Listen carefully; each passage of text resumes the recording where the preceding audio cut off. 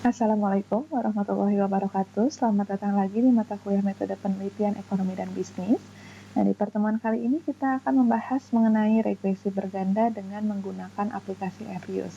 Nah, perlu saya ingatkan juga bahwa materi ini disusun oleh tim dosen Program Studi Manajemen Bisnis Universitas Pasundan, dimulai dari Pak Bayu, Pak Ardi, Pak Eri, Bu Desi, Pak Yusuf, dan saya sendiri Lira Mustikasari. Sebelum kita mulai pengolahan data, kita harus memahami terlebih dahulu sebenarnya aplikasi Avius itu diperuntukkan untuk apa, gitu ya. Jadi aplikasi Avius itu merupakan aplikasi yang digunakan untuk menganalisa hal-hal yang berkaitan dengan ekonometrika. Nah, contohnya apa? Contohnya di sini terlihat pada layar. Nah, contohnya adalah ada analisis dan evaluasi untuk data-data yang sifatnya saintifik. Lalu untuk analisa keuangan, lalu untuk perencanaan ekonomi makro dan juga mikro, simulasi hingga analisis biaya dan juga peramalannya. Setelah kita mengetahui fungsi dari aplikasi Avius, selanjutnya kita akan melakukan pengolahan data ya. Nah, di sini ada 4 variabel yang akan kita ujikan, dimulai dari GDP atau Gross Domestic Product atau disebut juga dengan PDB, lalu ada PCE atau Personal Consumption Expenditure, lalu ada INV atau Investment, ada G atau yang disebut juga dengan Government Expenditure. Nah, di sini periode waktunya adalah dari mulai bulan Maret tahun 2001 sampai dengan bulan November tahun 2004. Nah, pertama-tama cara mengolah datanya, kita buka terlebih dahulu aplikasi dari Avius. Setelah muncul tampilan seperti ini, selanjutnya kita memilih Create a New Avius Work File. Setelah kita pilih akan muncul ya tampilan ataupun jendela dari Work File Create. Nah, di sini selanjutnya kita akan memilih work file-nya termasuk ke dalam tipe struktur yang seperti apa, gitu ya. Di sini ada 3 pilihan. Yang pertama ada unstructured. Nah, ini untuk data yang sifatnya cross section. Lalu ada date, regular frequency untuk yang sifatnya time series dan juga balance panel. Nah, kalau balance panel ini adalah gabungan antara cross section dan juga time series. Nah, karena data yang akan digunakan itu kita dalam bentuk time series, maka kita akan memilih date regular frequency. Lalu untuk frekuensinya nanti kita sesuaikan dengan data yang akan digunakan, apakah dalam bentuk tahunan, bulanan, kuartal, atau yang lainnya. Nah, karena saya menggunakan bulanan, maka saya akan memilih monthly. Setelah itu kita akan inputkan juga tanggal dari datanya, ya, sampai dengan akhir data yang akan digunakan. Nah, di sini di dalam datanya, di sini kita menggunakan bulat ya, mulai Maret 2001 sampai dengan November 2004. Jadi kita inputkan di sini bulannya Maret 2001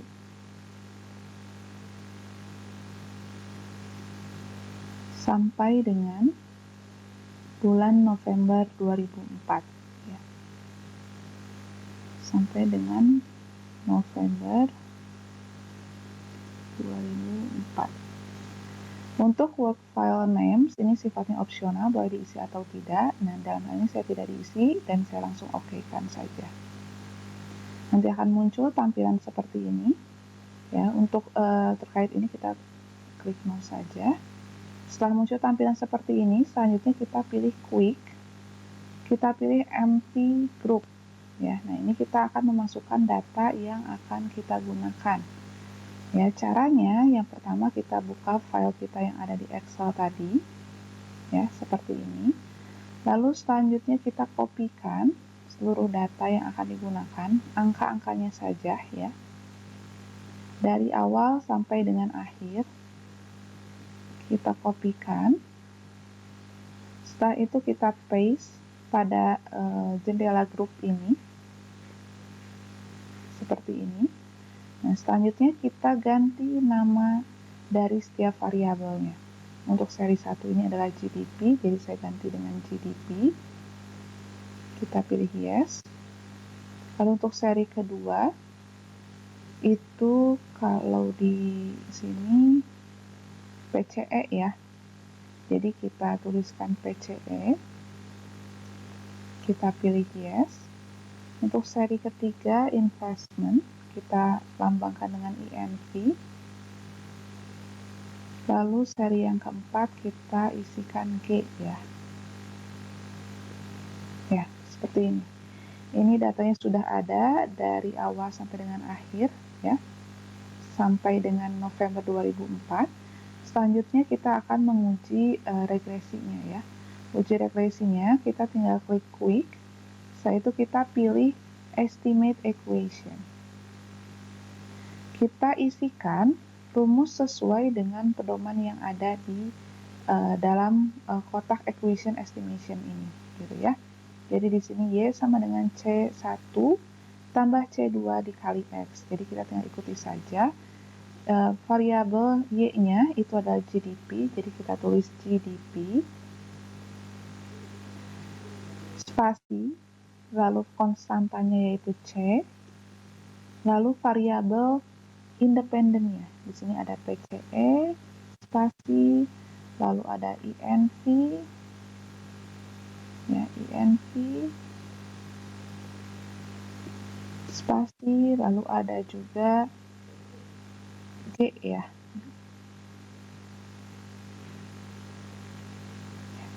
Setelah itu untuk metodenya kita tetap pilih least square ya, karena kita akan menguji regresi. Setelah itu kita klik OK.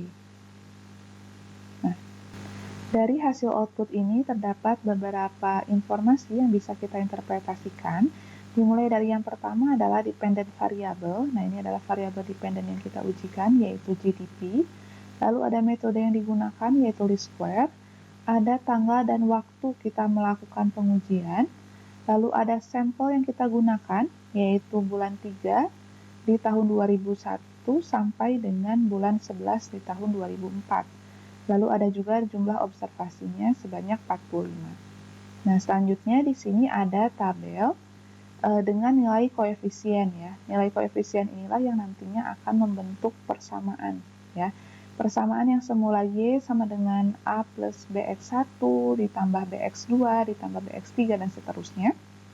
Nilai B-nya akan digantikan oleh koefisien ini. Jadi nanti kecuali C ini ya, kalau C ini adalah konstantanya atau A-nya. Sehingga nanti persamaannya akan menjadi Y sama dengan 775,64 ditambah 1,229x1 ditambah 0,3089x2 ditambah 0,1606x3 gitu ya. Jadi nanti persamaannya untuk nilai B-nya itu akan didapatkan dari koefisien ini. Nah, lalu selanjutnya selain itu juga kita bisa membandingkan ya atau memberikan keputusan apakah H0 yang diterima ataukah HA yang diterima. Nah, H0 dan HA itu bisa diketahui diterima atau tidaknya dilihat dari nilai tes statistik ataupun probabilitas. Kalau kita menggunakan tes statistik, berarti kita harus bandingkan tes statistiknya dengan tabel. Nah, sedangkan untuk probabilitas kita bisa bandingkan dengan nilai toleransi yang kita gunakan. Misalnya kita menggunakan nilai toleransi atau alfa sebesar 5% atau kita desimalkan menjadi 0,05. Lalu kita bandingkan dengan nilai probabilitas yang kita temukan. Misalnya di sini untuk variabel PCE, probabilitasnya adalah 0,000, lebih kecil daripada 0,05. Artinya variabel PCE itu berpengaruh ya secara signifikan terhadap GDP. Lalu selanjutnya investasi ya atau INV ya. Di sini juga probabilitasnya 0,0000 ya. Lebih kecil dibandingkan 0,05, berarti berpengaruh secara signifikan. Lalu terkait variabel G. Nah, variabel G ternyata probabilitasnya 0,4527, lebih besar dibandingkan dengan 0,05. Sehingga dapat dikatakan bahwa variabel G ini atau government expenditure ya tidak berpengaruh secara signifikan atau tidak berpengaruh terhadap GDP. Nah, selain itu, informasi yang bisa kita interpretasikan adalah R-square. R-square ini berkaitan dengan kontribusi atau kemampuan antara variabel independen dalam menjelaskan variabel dependennya. Jadi di sini dapat diketahui nilainya sebesar 0,9957 ya. Atau kalau kita dalam bentuk persentase berarti 99,57%. Artinya di sini variabel PCE, INP, dan G ini mampu menjelaskan variabel GDP itu sebesar 99,57%, gitu ya. Nah, itu untuk menginterpretasikan R-square. Lalu selanjutnya di sini tadi sudah ada regresi yang sifatnya linear ya, yang sudah kita bahas pada tabel ini ya, dengan melihat tes statistik ataupun probabilitas. Nah, selanjutnya kita ingin mengukur bagaimana pengaruhnya secara bersama-sama atau secara simultan ya. Nah, di sini kita bisa melihat dari F statistik ya, dan juga probabilitas dari F statistik. Nah, kalau F statistik nanti kita akan bandingkan dengan F tabel ya, apakah lebih besar ataukah lebih kecil. Nah, selain itu juga kita bisa bandingkan dengan nilai probabilitas. Jadi kalau probabilitasnya lebih kecil dibandingkan 0,05, berarti dia berpengaruh ya secara signifikan atau berpengaruh terhadap Y gitu ya. Nah, dari sini dapat terlihat bahwa nilainya ternyata 0,000, lebih kecil dibandingkan dengan 0,05. Artinya di sini variabel PCE, INP, dan G secara bersama-sama itu berpengaruh terhadap GDP. Nah, ini adalah cara untuk menginterpretasikan baik itu regresi linear ataupun regresi berganda pada IFIUS.